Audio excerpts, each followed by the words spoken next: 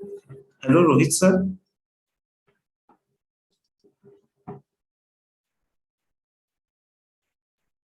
Hello Rohit sir.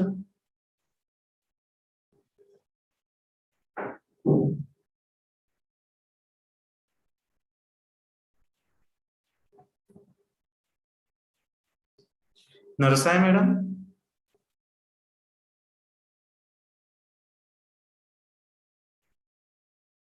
Narsay madam.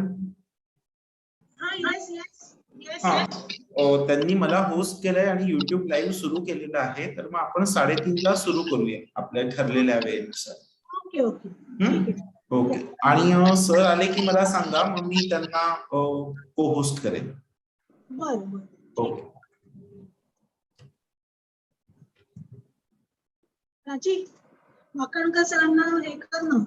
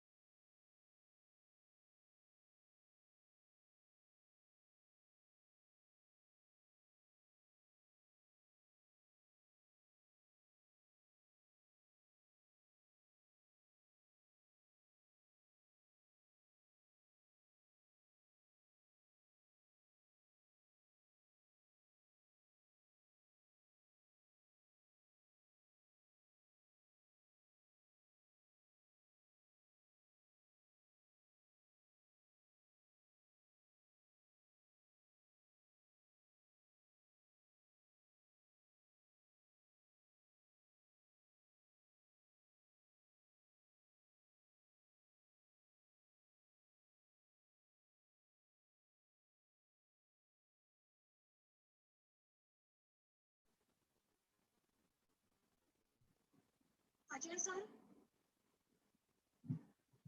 Ajay sir,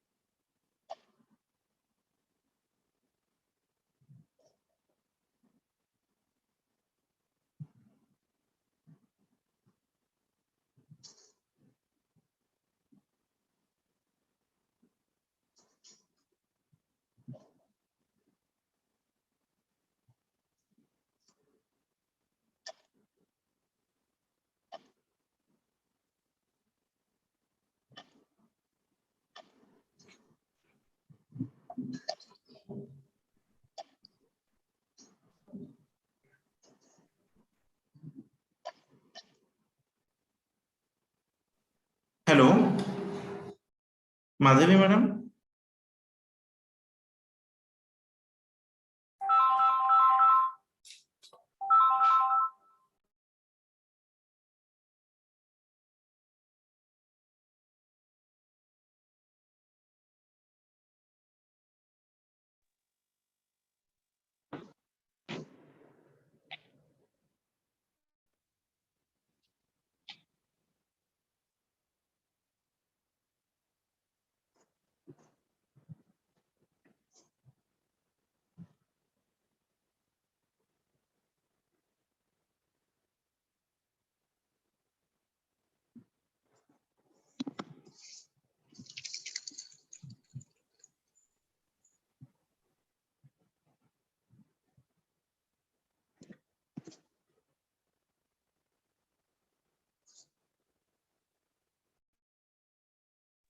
बोलू केले की उलट आहे. हॅलो हॅलो हॅलो, हॅलो, ऐकू येत आहे? हो ऐकू येत आहे. ठीक आहे. किती वेळ आहे ग? अजून एक 5-1 मिनिटात सुरू करायला. ठीक आहे ठीक आहे, मी आहे, तयार आहे. हा हा, मीट करू.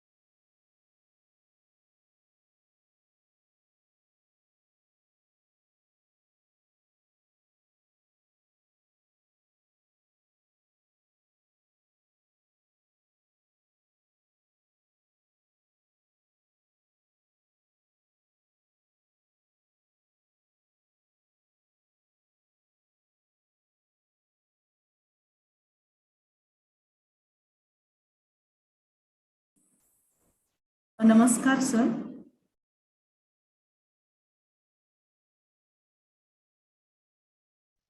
हॅलो, हां. ऐकू येत आहे? हो हो हो हो येतंय ऐकू. So first let me welcome. Namo Namaha. Swagatam. I welcome you all on the second day of the lecture series on manuscriptology, organized as a part of Siddhart birth centenary celebration. So I welcome you on behalf of Department of Sanskrit, University of Mumbai and Rutayan. We have got a very senior person, researcher, academician, Professor Siddhart Wakankar sir, to enlighten us about a very important topic, manuscriptology. Yesterday, he has rightly pointed out the importance of manuscriptology, importance of manuscript studies, we can say, to his own prolonged research experience in this particular field. And today he will make us aware about the scope of research in manuscriptology. So I request Professor Siddhart Wakankar sir to start with his lecture. Once again, I welcome you all. I welcome Wakankar sir on the second day. Thank you very much, sir. Please start with your lecture.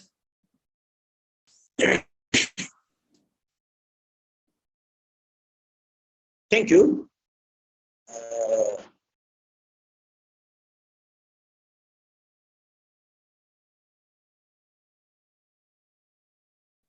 Sir, you are not audible. I just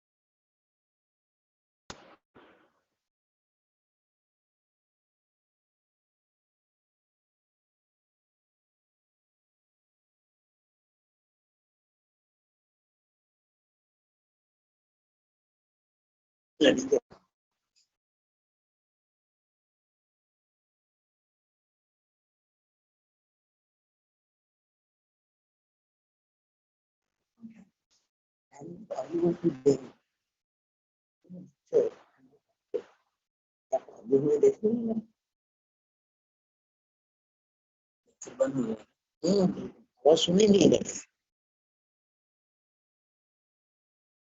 hello hello. Hello, hello. sir. Hello. Am I audible? You are audible. Sir, तुम्ही video बंद करा आणि audio चालू राहू देत. काय? Video बंद करा आणि ऑडिओ चालू राहू देत. ऐकू येत नाहीये? तर नेटवर्क व्यवस्थित नसल्यामुळे हा. व्हिडिओ बंद केलात तर ऑडिओ जो आहे तो व्यवस्थित ऐकू येईल असं वाटतंय. अच्छा ठीक आहे, व्हिडिओ बंद करा. हा.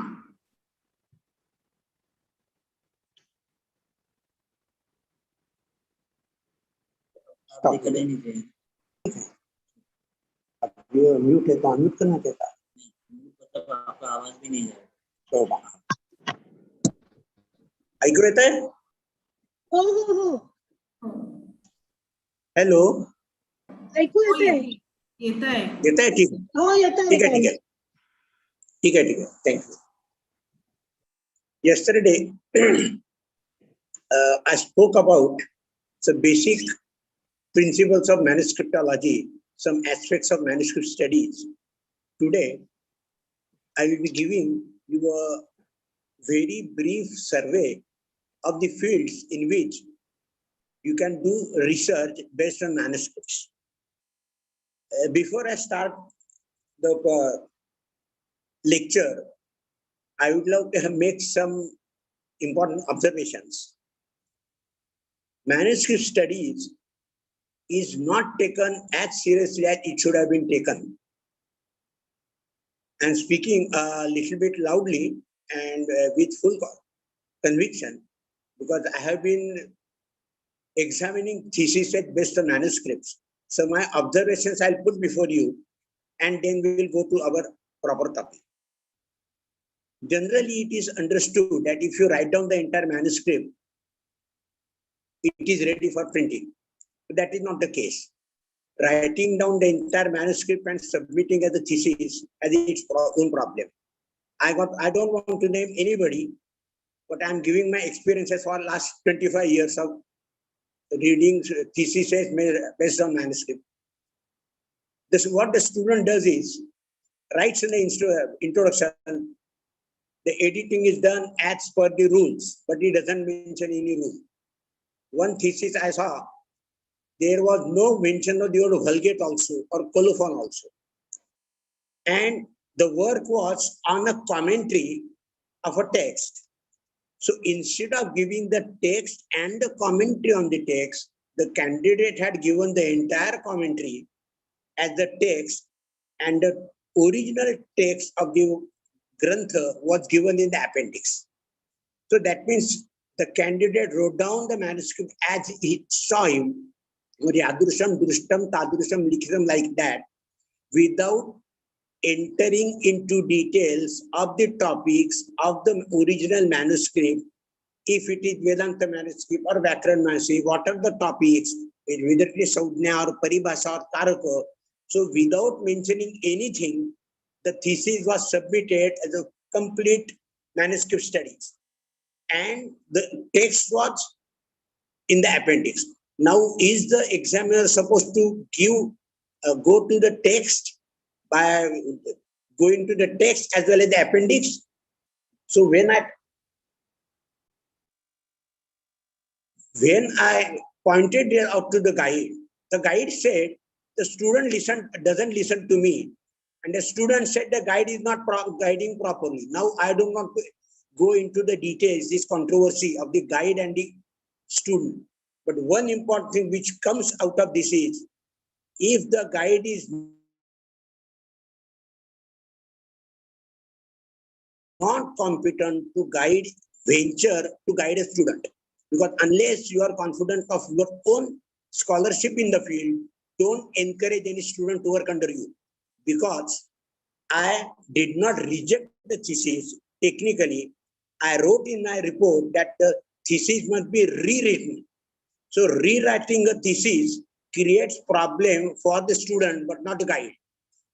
So my humble request to all the guides, first see to it that you have sufficient practical experience in manuscript studies, in editing manuscripts. May not be critical edition, every time, how to edit a manuscript, and then go on guiding. Don't put the student to trouble. One more example I'll give. Yesterday, I gave the example of Dr. Cardona. One of the students from India went to Professor Cardona. After 2 months, he talked to me, sent me a letter asking whether you know this student from Bombay. I said, I don't have any idea. He said, I asked that lady not to continue with me because she was not up to expectation for a PhD in Sanskrit grammar. I don't want to mention anybody, but this is the way a teacher is supposed to behave. If he thinks that the student is not listening to him or her, he should ask the student to go to some other guide or change the topic. Because manuscript studies, I think, taken very lightly, very lightly. It's my pain, it's my agony. It is not so simple to write down the entire manuscript and say that it's critical edition. Critical edition has to be, see, we require the word criticism, we use the word criticism in a bad sense. But in this sense, it should be guna, dosha, vivechana. criticism, not only tika, it is guna dosha vivechana. So unless you have the guna and the dosha of the manuscript. So in this case of the manuscript, the candidate did not put parts of the particular manuscript, particularly Saudya Prakaran, Paribhasha Pramuch, Karaka Prakaran. So unless you know the topic, how can you adjust the commentary on the text? And the student had to waste nearly 9 to 10 months to rewrite the entire text. First point, then the comment on the point, second point, like that. And the problem was the student took it very lightly, very positively. Otherwise, his or her life would have been destroyed. So please do not encourage students to come to you if they are not properly trained in manuscript study. What I mean to say is the student should have basic knowledge of Sanskrit Vyakaran, basic knowledge of Sanskrit Chandas Shastra, and of course, ability to read and understand the text. Only writing down, copying down the manuscript does not mean critical editing. And there is a misunderstanding of the critical editing and critical study. Once thesis came to me based on only one manuscript, and the student said it is critical edition. How could it be critical edition if you don't have anything to compare with to collate other manuscript? So it could be a good critical study, but not critical edition. So these are the minor points which matter more. So again, I request the scholars who are teaching manuscript studies, who are encouraging others, be prepared to work on your own. It is a practical science. It is not as simple as teaching Vyakarana or Alankar Shastra or anything else. It requires more concentration, something like Samadhi. It's a Samadhi Bhasha. That's a Bhagavata is a Samadhi Bhasha. So we have to be concentration, perseverance to study a manuscript and to locate the problems. And unless and until you are thorough in a particular subject, don't enter into studying or critical editing of manuscript. I was asked by Madhavi madam to give a lecture on critical editing. I said critical editing is like an antibiotic dose. It's not simple to understand critical editing. You have to go to different places, different phases, heuristics. Then these things which are to be collected, translations, etc., all those things. So critical edition is not a simple matter as is generally perceived and followed. So with these conciliatory words and request to all the teachers who are teaching manuscriptology or guiding students on manuscript studies, please bear these facts in mind. Don't get hurt by words. I don't want to hurt anybody's feeling, but it is a problem with the student and the teachers both. So don't encourage this tendency and understand, teachers also should understand that they have also some responsibility. They also can commit mistakes. We have to be introspective. Teacher doesn't mean he knows everything. So particularly in manuscript study, we have to be very, very careful. I should say cautious about it. Whether we are able to grasp the particular topic given in the manuscript, whether the manuscript belongs to Nyaya, Navya Nyaya, Vyakarana, Alankara, are you able to understand the text first, then go to the commentary. So with these preliminary remarks, I go to the next topic. Yesterday I started with saying that manuscriptology includes inscriptions, etc., everything. So hard materials and soft materials. And there is a huge scope of scholars in archaeology to work on inscriptions. Last 10-15 years, I have been experiencing the opinions, so to say, of archaeologists that there is hardly any person who is able to read inscriptions in Sanskrit. So archaeology department is devoid of scholars in Sanskrit. But inscription is a very rich field which still is not much tapped because it gives you some new things about cults which were available in those times. Or I said Vasupata Yoga in Vayu Purana, which is supposed to be composed in a place Kaya Varohana, Karvan in modern times. 45 kilometers away from Barodara. There is a Lakulisha cult is there and Pashupata Yoga is there. So Lakulisha, there is some work done at Lakulisha. One of my colleagues in Baroda, that Kashmiri lady worked on the Lakulisha 15 years back. She took all the information about Lakulisha from inscriptions also, not only Murti Shastra. So you must know Murti Shastra, little bit of Murti Shastra, little bit of archaeology, little bit of culture. So Sanskrit scholar can do justice to their knowledge. And I have repeatedly, I request scholar now see to it that your knowledge of Sanskrit is more important to scientists and the technologists. I give one example. 6 years back, I edited a very, very rare manuscript known as Narada Shilpa Shastra. I edited it with the help of an engineer. So my only work was the author.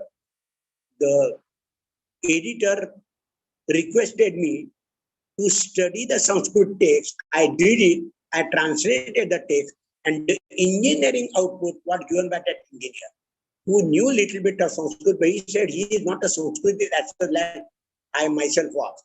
So our knowledge of Sanskrit is to be helpful to scientists more than this Alankar Shastra, Vyakaran, these accepted fields of research. Because utility or relevance of Sanskrit is more important in modern times, and everybody knows there is a huge amount of money given for IKS, Indian Knowledge Systems. Indian Knowledge System, nothing but everything in Sanskrit. So Sanskritists have lined their own girdles to help others with the help of knowledge they have and try to interpret their Sanskrit knowledge to give meaning to the scientific or technical terms. With Narada Shilpa Shastra, I can come to temple architecture. See, temple architecture also is one of the rare fields where Sanskrit scholars can help the architects. So these are the fields where our knowledge is more important, because the problem is generally Sanskritists don't know science and scientists don't know Sanskrit as such. Of course, there are some very worthy exceptions. I know of one very great scholar, about 90 now, Dr. B.V. Subbarayappa. He's in Bangalore. He's 95 now. Basically, he studied from Parampara, Guru Parampara, and then he became a professor of chemistry. And he has written a lot of work on science in Sanskrit. His latest book is Science in Sanskrit, published by Rupa Publication in 2012. In that book, his earlier book was A Concise History of Science in India with other two authors. So there they have given the Sanskrit sources on topics related to physics, chemistry, botany, everything. So now what we are supposed to do is help the scientists to understand their scientific work with the help of Sanskrit knowledge of ours. One of my colleagues in Bangalore was Dr. Sundararajan. He was a botanist. He wrote a thesis on botany in Sanskrit literature. It was an MPhil thesis, DLit thesis, submitted to Tumkur University. Tumkur is near Bangalore. I was one of the examiners. He had done good work, basing his arguments on the material which he got from Amarkos, Vanaspati, etc. But he forgot the very important aspect of Sanskrit studies, Sanskrit scientific studies, that there was one very great Jain scholar known as Uma Swati or Uma Swami, 1st century AD, who wrote a wonderful work known as Tattvartha Sutra or Tattvarthadhigama Sutra, where he has given the first botanical classification in Sanskrit literature. How many Sanskrit scholars know this fact? Because he is the Jain scholar. So Sanskrit scholars hardly study Jainism or hardly go to Buddhist, of course, with some exception. So when I pointed this out in my report, he came running. How is it that I didn't know? I said, I don't know. I read that work, and if you wanted my report, I gave it in that report. But his basic work was on Amarkos. There is another work known as Pushpa Ayurveda. Have you heard? Anybody has heard of the name Pushpa Ayurveda? See, we know Edward Bach, that Britisher who said flower aromatherapy. Aromatherapy is 150 years old. But in our Sanskrit literature, Pushpa Ayurveda is there, and there is one more known as Kalyanakara, which is written by a Jain scholar Ugraditya. Yesterday also I told you, Jains have done a lot of work in almost all the sciences of Sanskrit, Vyakarana, Kosha, Alankar, everything. So Kalyanakara gives some information about Pushpa Ayurveda. And the Jains says that since they are vegetarians, they look to vegetarian things for research also. So Pushpa is a vegetarian thing. So they did it, but unfortunately, the Pushpa Ayurveda work as such does not exist, or it has not come down to us. There are stray references. I have collected some references. If anybody is interested, I can share that information. Since we are dealing with Ayurveda and Sanskrit, one very important aspect of Ayurveda, I have a work. How many Ayurveda scholars are on this group listening to me? Anybody Ayurveda scholar doing research on Ayurveda? Especially manuscripts? Anybody? Okay. Some 12 years ago, I conducted one 21-day manuscriptology workshop in Bangalore. And throughout India, I contacted Ayurveda scholars, but no scholar was able to speak on manuscripts on Ayurveda. So Ayurveda scholars are supposed to work more on manuscript now. I give 2-3 instances. I have one manuscript known as Shandha Chikitsa, and another manuscript known as Napusaka Arnava. What is the difference between the Shandha and a Napusaka? Can anybody tell this? And why 2 words are, if they are the same, why 2 words are used? So this Chanda Chikitsa or Napusakaranava could be one of the words for comparative study by Ayurveda scholars, Ayurveda doctors, as well as modern doctors for fertility problems, which is a very burning question nowadays. Fertility problem as well as Chanda, they call it breach. That means neither Pullinga nor Strilinga. So this problem also is a very important problem nowadays. So Ayurveda scholars should work with modern medicine scholars and see whether there is a difference between a Shanda and a Napusaka, and what was our observation about these 2 classes, and what is their new research which can throw light more on that. So this third thing connected with Ayurveda is Bombay University have a huge number of manuscripts in Rajabai Tower area. There are some Nighantus from Ayurveda, and those Nighantus have marginal notes. No, you are students of manuscriptal, you know what is marginal note. And those marginal notes are in Marathi, Gujarati, and Kannada also. So any Ayurveda scholar can go to those. Most of the Nighantus are still not published.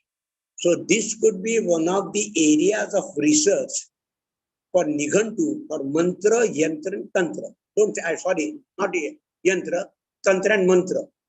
Mantra is one of the important aspects of Ayurvedic medicine. So they believed in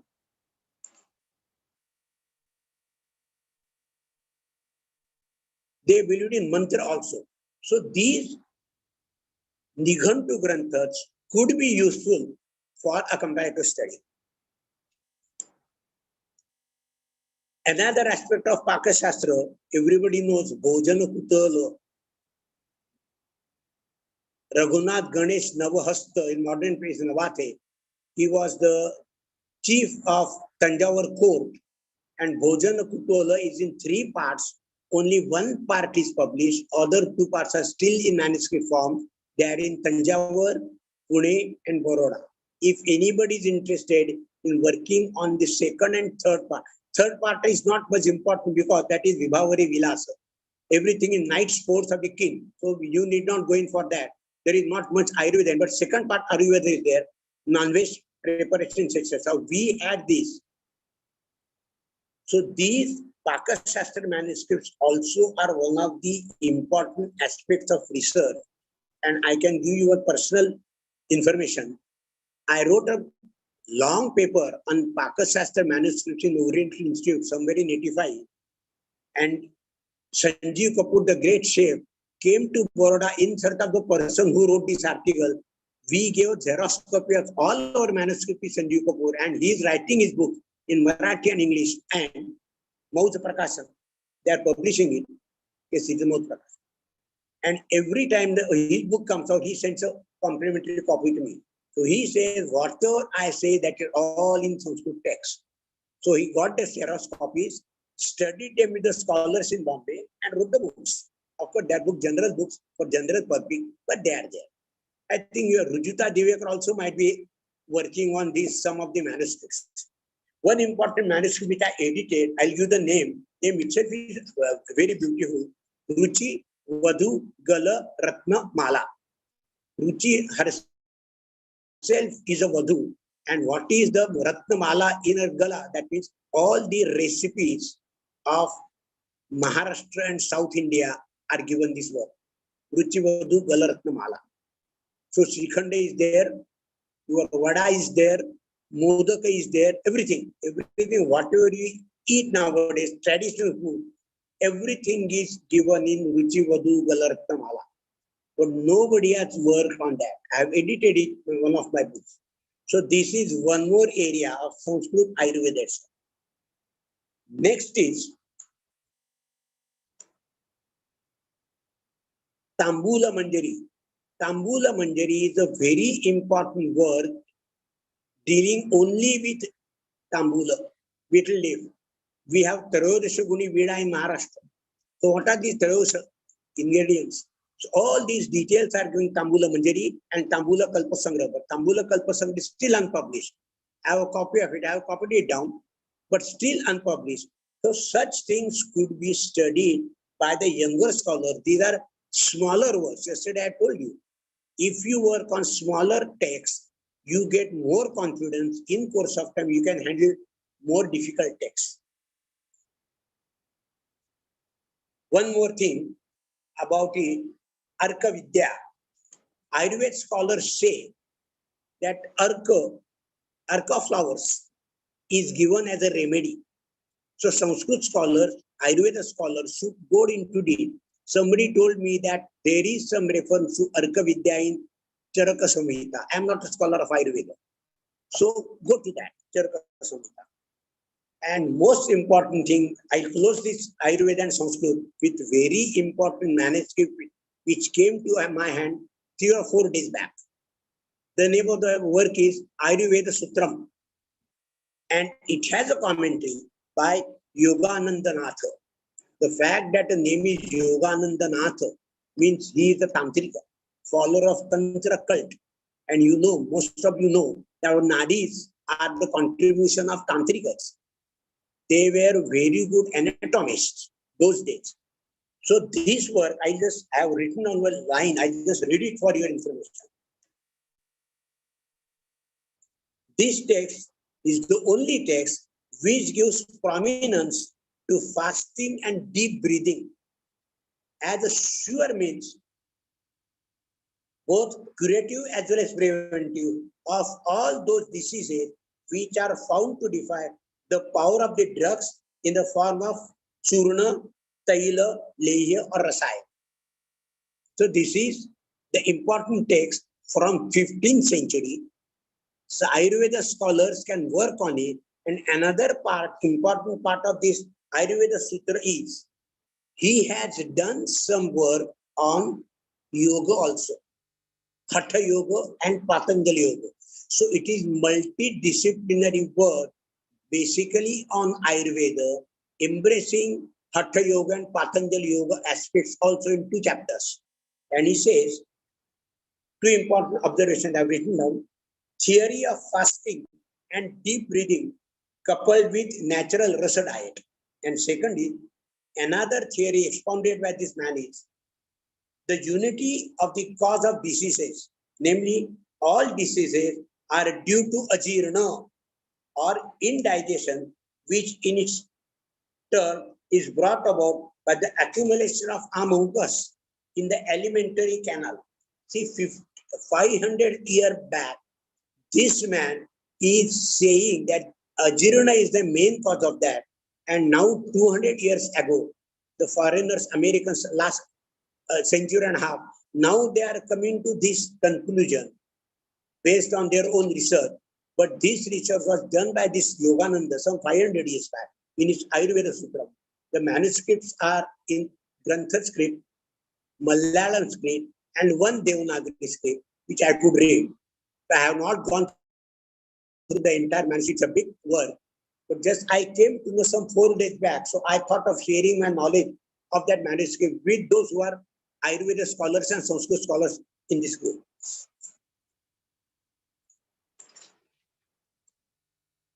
So I talked about Ayurveda and botany. Now we come to chemistry. Vaman Ganesh Desai was a scholar of chemistry, and he wrote a book in 1920 that is known as Bharatiya Rasa Shastra. This book is still not translated to English. He has given the contribution or the Indian tradition of chemistry. If anybody is interested, the book is in the library of the Asiatic Society of Bombay. I've read it 25 years back. It is still there. It's a very good book. And it is reprinted by Tukaram Book Depot some 15 years back. So it is available. Everybody has here heard the name of Durgabai Bhagwat. Durgabai Bhagwat's father, Dr. Bhagwat, was the professor of chemistry in the Xavier's College. And in 1935, he wrote a thesis named Metals in Ancient India. How many of Sanskrit scholars have seen metals in Sanskrit, metals in Ancient India? I have seen it. I have read it. So now we have to extend our vista, our vision, to look to other subjects which are not technical or accepted as fields of research. So go to chemistry with a knowledge of Sanskrit. And for your information, this book, Metals in Ancient India, 22 chapters of that book in English are translated by Durgabai Bhagwat in Marathi. I have copies of all those 22 chapters, and it was published from a Vijnan Yoga Masika from Pune. Just now, I don't have the exact references, but I have the copies. After some time, I can share the details. But Durgabai Bhagwat translated 22 chapters of his thesis into Marathi.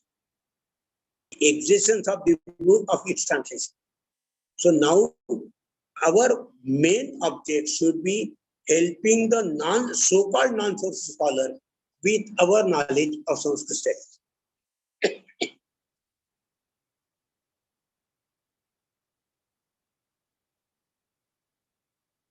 If you go to fine arts, there is a school, Ragamala paintings. That means pictorial description of raga and literary description. Yesterday I referred to it. So this is one more important field where Sanskritis can help non-Sanskritis, Ragamala. There is one more important thing. Bhavani Chitra Sangrahalaya in Aund by Balasaheb Panta Pratinidhi has a huge collection of illustrated manuscripts. Anybody knowing Sanskrit can work on that and see. I have collected the photographs of Saptashati, Durga Saptashati, 45 photograph pictures of Durga Saptashati I have collected for myself. So I'll be editing that. But there are Ramayana. Balasaheb Pantapri himself was the painter, and he has painted the entire Ramayana. And who was the person famous for Surya Namaskar. So if you go to that place, you get a huge, rich collection. I got 3 manuscripts from that. One I have already edited, that is Gada Shastra. Ashwa Shastra is in printing process. And third book I gave to one of my students, very famous dance critic, dancer, and dance guru, Dr. Sandhya Purecha. She is working on it, and the name of the manuscript is Abhinaya Darpana. Sorry, Abhinaya Lakshana. It is only one manuscript. I got it transcription from Hound. I have given that to Dr. Sandhya Purecha and hope she will be in a position to bring it out with her own expertise in dancing. So these are the fields Sanskritis can go on and study for the benefit of their own knowledge, their upliftment of their own subject, and for IKS, because all IKS persons are going to tap on your knowledge of Sanskrit. Get a point? In this regard, I would like to say one more thing. You must have heard the name of Nagotavkar. He owned a printing press, and he's famous for two very important books. One is an essay on Apsara, Yakshad, Gandharvas, Kinnaras. So first essay on these three, Apsara, Gandharva, and Yakshad. How many of our scholars have read that book? You must have read Anand Kumar Swami. He was a great scholar. I don't go to that. But Nagotavkar wrote another book, Prachin Bharatiya Vidyapithe, where he has given information about Takshashila. Everything is there. If you read these books, you get primary sources for our further research in Sanskrit study, which could be useful to other scholars from other fields, especially science and technology.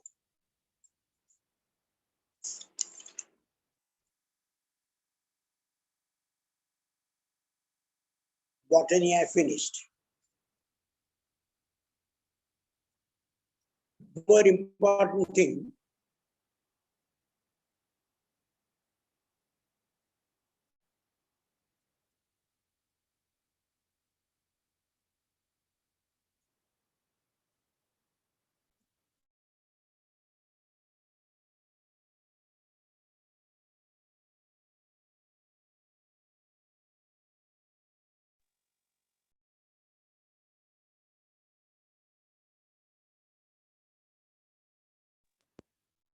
am I audible?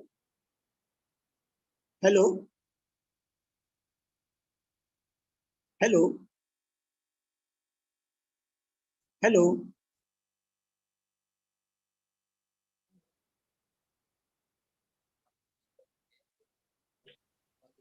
हाँ sir, yes sir. ऐकू येत आहे? हो. One important thing which we should have done, and the foreigners are doing. One of our friends, Dr. Karin Pezandais, she's in Vienna. She's critically editing the Vimanasthana first 8 chapters of Charaka Samhita. We had supplied manuscript copies to her, micronegatives.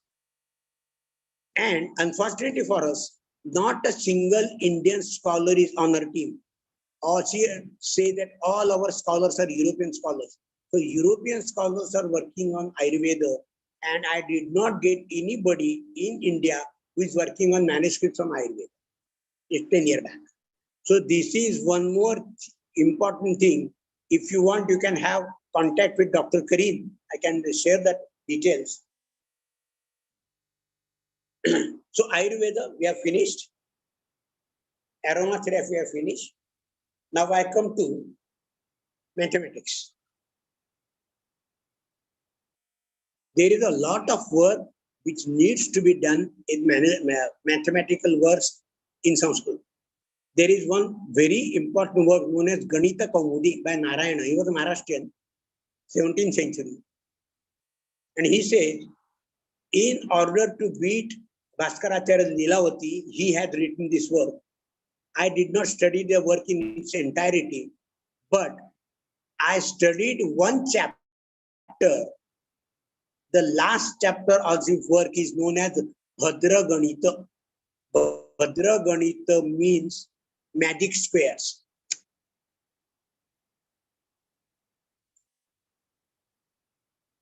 Magic square. You know what is magic squares? I hope everybody knows it. Magic square is one of the very important aspects of mathematics. Permutation, combination, etc., etc. And I got interested in it because in chess, the Ashwachalana is sometimes in the form of this magic squares.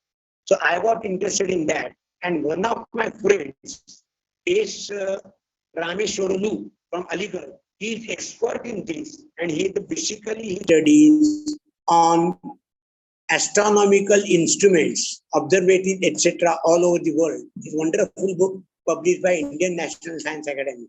Astronomical instruments.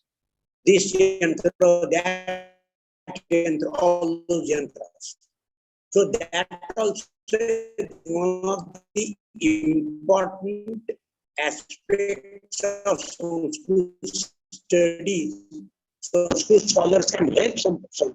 And he is basically a Sanskrit scholar and BSc with physics. So he has that knack of connecting Sanskrit and science. And his wife is German. She teaches German in Aligarh University. She used to teach. Now he's retired. He has settled in Germany. Still he is working on that. And every January he sends new magic square. So this Bhadra Ganita portion also is important if you are interested in some very important aspect of magical squares. Next, astronomy and astrology. One of the scholars, Dr. Iyengar, to edit Parashara Tantra. Parashara Tantra is a work on astronomy.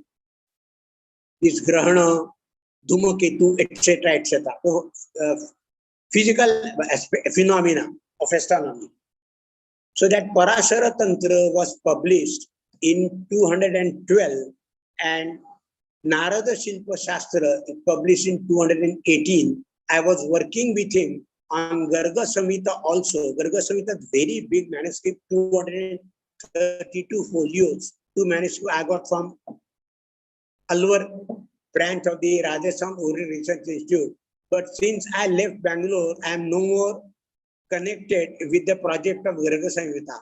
He has some other persons with him. So astronomy is still a thing, still a topic which we can work on with the help of our Sanskrit knowledge. Recently, there is another branch, medical astrology. I remember one of my neighbors in Shivaji Park area was Mr. Karnik. We used to call him Bacha Karnik. He was a cost accountant working in shock absorbers in Centaur Hotel. His office was the Centaur Hotel opposite our airport. But he was very good in astrology. And in the early 70s and 1980s, the doctors from Sion Ayurvedic College used to consult him before going in for any operation. And so many of the patients were relieved that operation was not required because he gave some medicine. So that medical astrology, the astrology and medicine is very important nowadays. Everybody is now going for that, trying to avoid operations and see any other means which can cure that. I know one scholar, Dr. Athaule. He stays in Hindu colony and he was a urologist attached to the Sushrush hospital. He has written a work, Shivambu Pana. And there he has given the scientific development or scientific nomenclature of the human urine and what effect it can have on particular diseases. So I had a talk with him. He said, in Sushrush hospital, I don't advise this Swamutra theory to anybody. But if anybody comes to my hospital, third gully, Hindu colony, he said, then I advise them going for Swamutra Chikitsa. And he said he cured many patients who were not required to go in for any operation. So this also is one of the aspects of Sanskrit studies. Shivambu Pana Viti, there are so many manuscripts on Shivambu Pana. One manuscript was given to me. It was written down by a person who was having the Shivambu Pana and everybody knows him. very great Sanskrit scholar, Professor R.B. Athawale, who has edited Rasa Gangadhar in Marathi, 3 volumes. He himself was practicing, he was a follower of Murarji Desai, you can say. So till the end, till 92nd year of his life, he practiced that. So this also is one of the, just like Gomutra, this also could be one of the topics of modern research with the help of modern scientific development or technical development. I talked about Shilpa Shastra a little bit of that. One of my friends, Dr. Sri Krishna Jugnu, he's from Udaipur, and he has a knack of translating almost all technical Sanskrit texts into Hindi with the help of his friends and engineers, etc. So, Krishi Parashara, Hindi translation. Then Vriksha Ayurveda, Hindi translation. So all these Sanskrit texts which are on scientific or technical subject should be studied by us, and one of that is this Shilpa Shastra also. You might be knowing, I am editing a book wherein 35 articles of a scholar from Nashik, Krishnaji Vinayak Vaze. He was an engineer. He passed out engineering from Pune College in 1893, then worked with British government, and he was the person instrumental in Sakkar Dam. You know Sakkar Dam, which is in Pakistan now. Because of that building of that dam, British government gave him a title Rao Sahib Krishnaji Vinayak Vaze. He wrote 35 articles on Shilpa Shastra, temple architecture, engineering, etc., etc. But unfortunately, I am very painful to say, unfortunately, 99.9% of Sanskrit scholars don't know this particular development. Neither the book where it is published is known, and that book is, that journal is Vedic Magazine. It was published from Lahore. It was run by the Arya Samaj. But most of the Vedic scholars, I found, only one person who knew that was Ranveer Singh in Kurukshetra. He said he knows that because of editing that Prachi Jyoti, and he was from that area. He was connected with Lahore. I have yet to see any other person who has seriously taken this K.V. Vaze's work. I am now getting it printed. So Shilpa Shastra, architecture, engineering, etc. This is one more very important field where Sanskrit scholars can contribute their might, their knowledge, their expertise by collaborating with science scholars.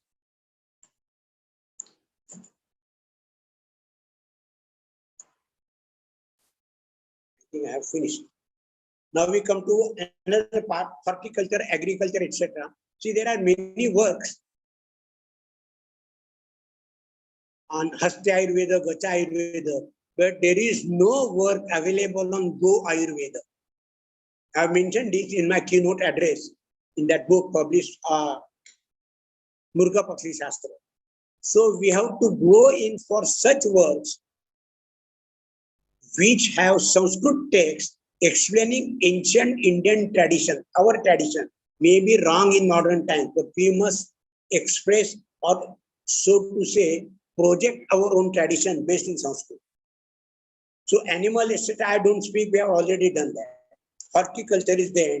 And lastly, I come to Dhanurveda.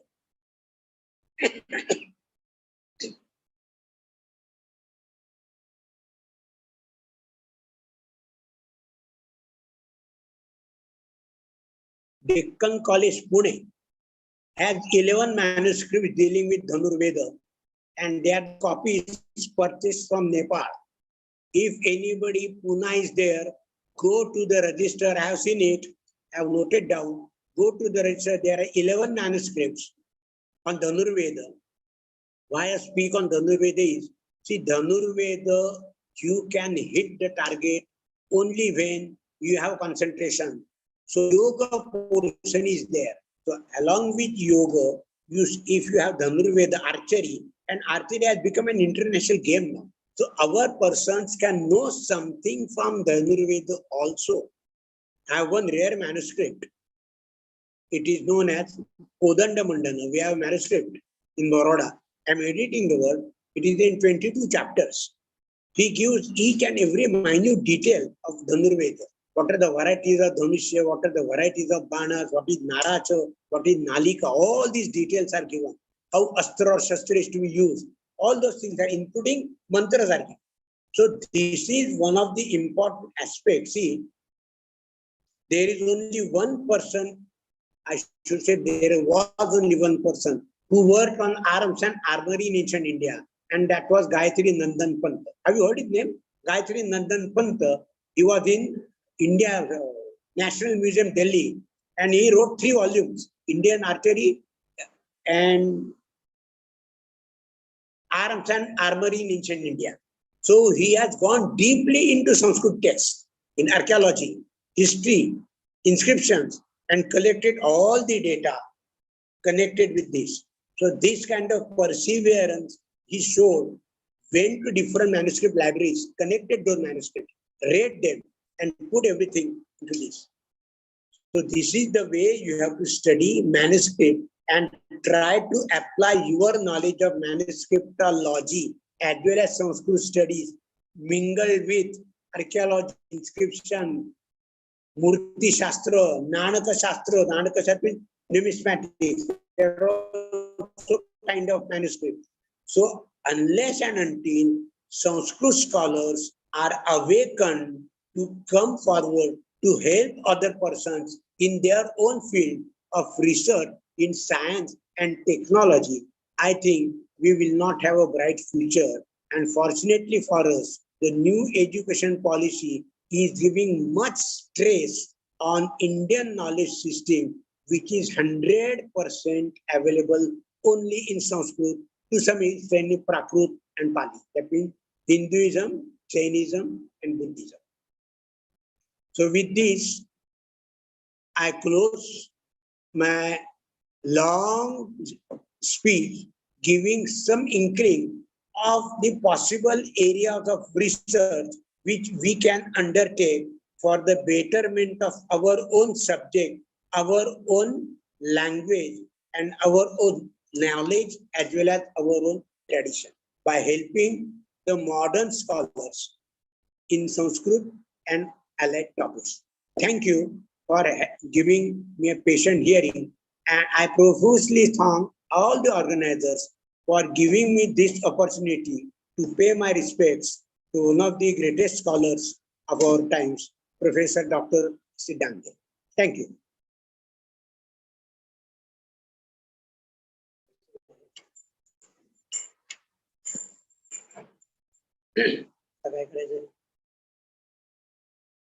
Are there any queries?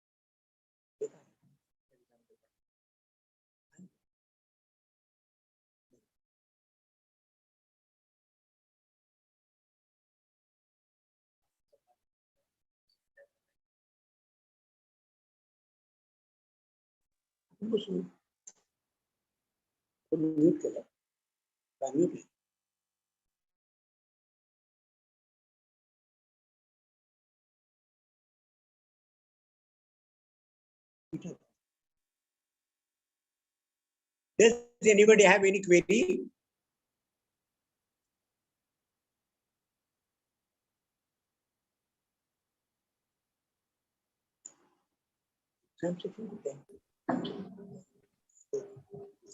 Shakuntala madam, Ajay sir. हाँ बोला madam. If there are any queries, just we can take those queries, questions. Okay, madam. Participants, you can raise your hands if you have any query. I will unmute you.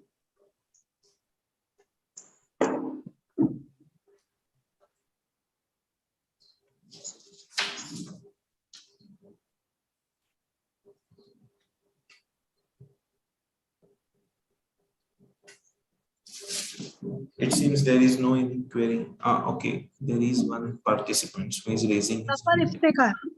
Yes.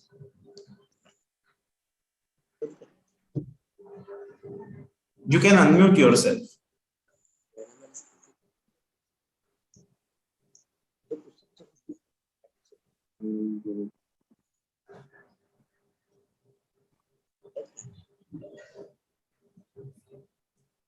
Oh,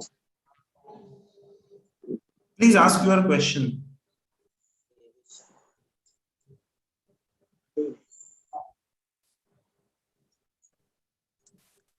hello. Hello. Please Yeah, ask your thank- question. I want to ask, sir, that if I want to see the manuscript on Dhanurveda, how I receive this? Pardon? I could not get you. Yes, sir. I could not listen to you. Actually, I am interested to read, to see the manuscript about Dhanurveda. Ah. So how I can receive? Like you See, I'm said that working on it's the available in book. When the Pune. book is out, I'll inform you.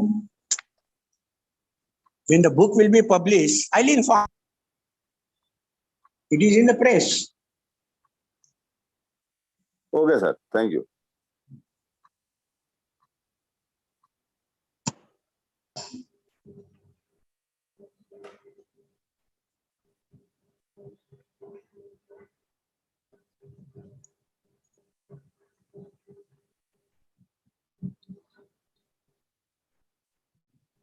What's the meaning?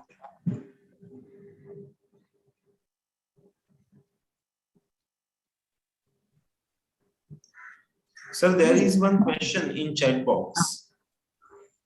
What is that question?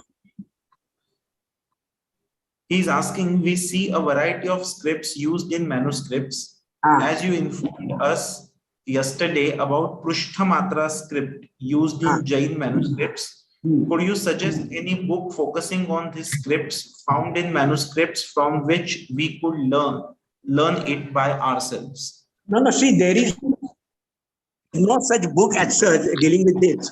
But if you study with some Jain Muni or so, see, it requires practice only. You have to study it with the help of the Jain Muni or a scholar of Jainism who really readily read that. Because generally this is, so to say, limited to Jain field only. Even in Sanskrit text, you find very, very rare manuscript in Prushthamatra, unless they're written by Jain scholars. No such book as such. See, Jaina, the Prushthamatra, if you are able to read Bengal, Bengal is a kind of Prushthamatra. Assam is a kind of Prushthamatra, getting this backside. So Matra is on the backside. As I told you, outside the O and O is this at left hand side, that is Prushtha.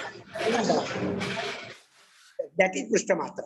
So it requires only practice. And if you read Bengali script, I think slowly you can understand it, Bengali or even Maithili. So they have this variety, but you require practice. That's all. There is no such book. I have not come across any book teaching Prushthamatra script.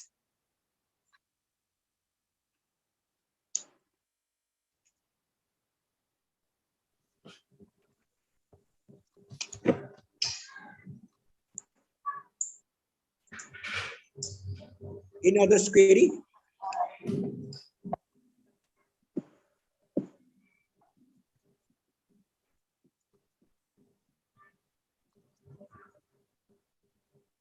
It seems there is no any query. Okay.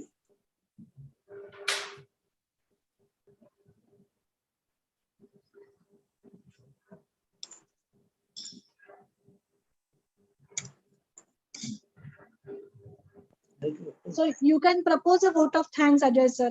Okay. Thank you, madam.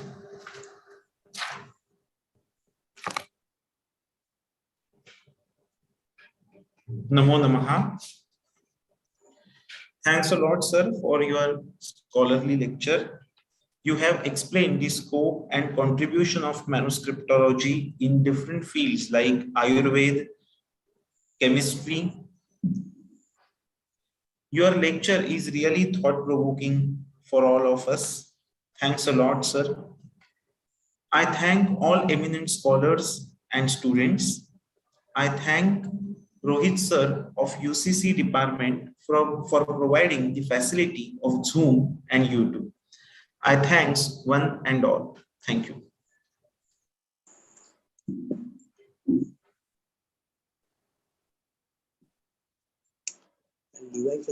Hello. Hello, Madhavi madam.